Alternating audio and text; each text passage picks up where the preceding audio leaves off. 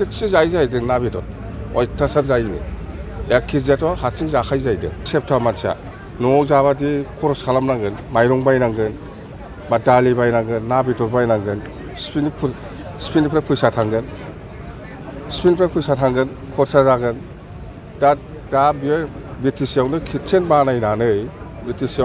बानायनानै दा बिटिसिनि खरसाजोंनो ओंखाम जायो बियो दा ना बेदरखौ बायनानै जायो जाम्बा बे नाटक गरिबनो बेलाय गरिबजों थाफाना सालाय बेलाय फट' साफायनायसो बेखौलाय आंबो लामायाव थांनानै दानो साफायनो हायो माला सोरनो गोरिबनो फैसा होफेरा बेलाय सोर फाग्लानो फैसा होफेरा बेलाय प्रमद बर'आ मावनायाथ' बहुद गोजाननि खोथा मावखाया बियो आं मिथिगौ बियो खुनुदिन मावनाय नङा बियो दिनै माने गावखौनो लानानै बेस्थ' बियो बिटिसिनि रायजोफोरखौ लानानै बेस्थ' नङा आरो मोनसे गोदान खोथा आं मिथिदों माने 1 माससो जाबाय नामा बिटिसियाव बियो गोदानै मोनसे किटचेन बानायदों गावनि अफिसजों एटाच गाव खालामग्रा अफिसजों एटाच बिटिसियाव 5 स्टार रेंकनि बिराद मोजां माने किटचेन बानायना लादों बेहायनो ओंखाम जायो बेहायनो ना बेदर जायो बेहायनो साहा लोङो मथथे बेखौ नायनानै जों जिथु बुजिनो हायो माने बिराद सेबथा मानसिया न'आव जाबादि खरस खालामनांगोन माइरं बायनांगोन बा दालि बायनांगोन ना बेदर बायनांगोन सिफिनिफ्राय फैसा थांगोन खरसा जागोन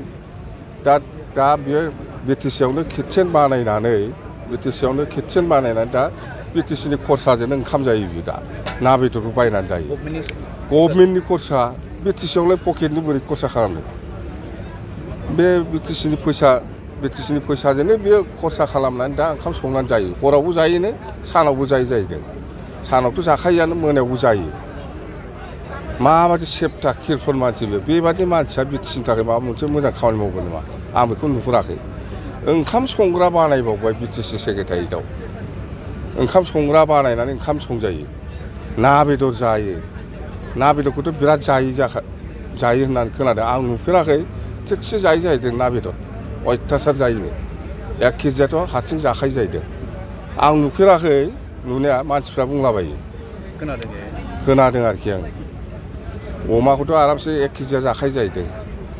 बेबादि मारै जानो जाखो बे मानसिया बोरै बिटिसिनि रायजोनि थाखाय खामानि मावगोन न'आवनो ओंखामखौ संजाबावला बियो न'आव संजायोबाथ' खरसनि खोथा दं नालाय दाना बेहाय बिटिसियाव ओंखाम संग्रा बानायखाबाय गावनि अफिसजों एटाच बेहाय बिराद मोजां संनानै जायो ना बेदर दिनैबो थांबा लोगो मोनगोनथ' दा मानसिया जुदि अफिसाव दङब्ला ओंखाम संजानायखौ लोगो मोनगोन थांनानै नाय सार प्रमद बर' बिथाङा मालाबा गावनि फेसआव गोरिबफोरजों थाफानानै साहा फुदुंनाय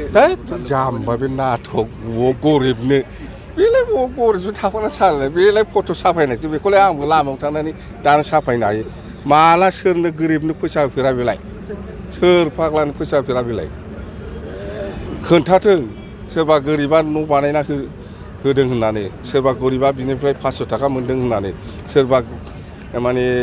आरो बेथ' बादहो बेफोरखौ बादहो आं बुंबायना न'आव संजायोबा खरस जायो सिफिनि फैसा खरस थांगोन ओंखायनो दानिया बियो खरसा जायो नालाय न'आवबा ओंखायनो बिटिसियाव ओंखाम संग्रा बानायनानै ना बेदर संनानै जायो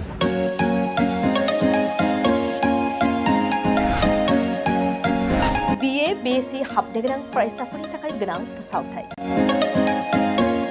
गसाइगाव जारागुरि गोविन्द बसुमतारी फरायसालिमायाव BA BSc डिग्रीनि मुं थिसननाया सोलिगासिनो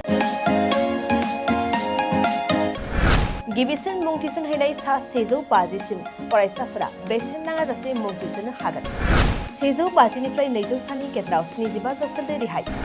201 निफ्राय 250 सिम 50% रेहाय आरो 250 निफ्राय 600 नि गेजेराव मुं थिसननायनि रांखौ 25% रेहाय होनाय जागोन जारागुरि गोविन्द बसुमतारी फरायसालिमाया बड'लेण्ड मुलुगसोलोंसालिजों गनायथि होजानाय गुनगोनां फोरोंगिरिफोरजों लोगोसे फरायसाफोरनि गाहाम सुबिदा गोनां फरायसालिमा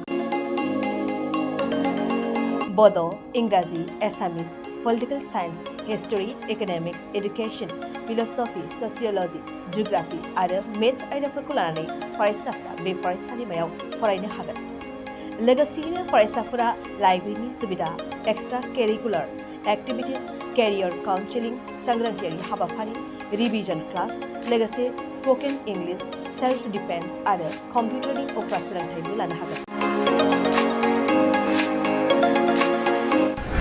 गोनो गोथो मोनदोंब्ला दानो 9706680878 70022271929 आरो 70021311754 जानबुं अनजिमायाव जगाजग खालाम। College website www.gbcj.edu.in email ID govindacollege@gmail.com